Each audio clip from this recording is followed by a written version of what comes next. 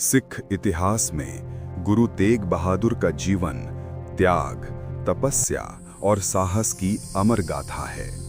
ये कहानी उस समय की है जब गुरुजी देश भर में भ्रमण कर रहे थे।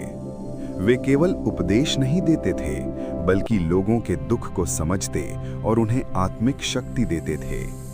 कहा जाता है कि एक गांव में लोग भय और अत्याचार के कारण बहुत दुखी थे।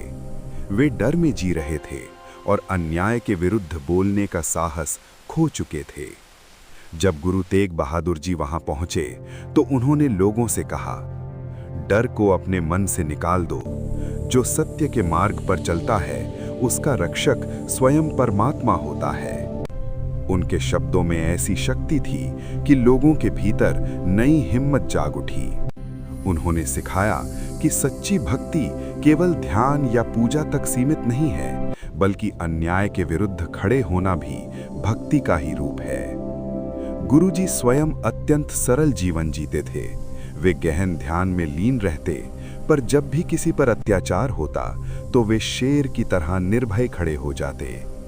उनका जीवन हमें ये संदेश देता है, धन, पद और शक्ति से बड़ा है सत्य, और सत्य की रक्षा के लिए यदि बलिदान भी देना पड़े तो वो बलिदान अमर हो जाता है। गुरु तेग बहादुर जी ने अपने जीवन से ये सिद्ध कर दिया कि सच्चा संत वही है जो मानवता की रक्षा के लिए अपने प्राण भी अर्पित कर दे।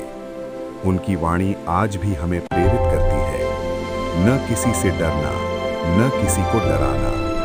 धन गुरु तेग बहादुर जी।